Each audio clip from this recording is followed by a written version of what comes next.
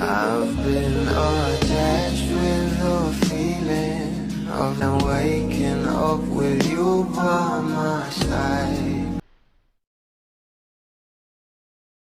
Sobrang mahal talaga ng maraming bablis itong ating couple na kung saan talagang patuloy nga nilang sinusuportahan itong ating Don Bell na sila Donnie at Bel Mariano.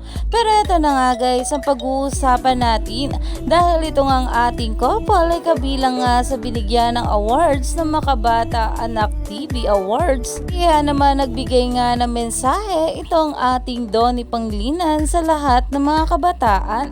Narito nga guys sa nasabing video, sabay-sabay nating panoorin.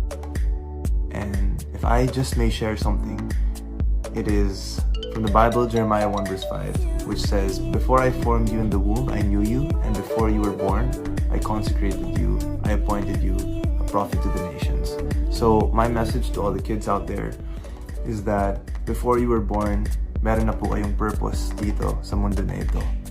And all you have to do is hold on to that purpose, cling on to that purpose, and never forget that.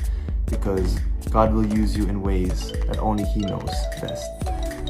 Ayon pa nga dito, watch Donnie Pangilinan's message of gratitude for his recognition at the 2024 Anak TV Awards. At talagang umani nga ito ng maraming komento na ayon nga dito, Donnie's message for the youth, "I love him even more. Congrats Donnie, these awards are truly meant for you." Dahil talaga namang deserve nga ito ng ating couple. Kaya naman stay tuned lang tayo for more updates sa ating couple.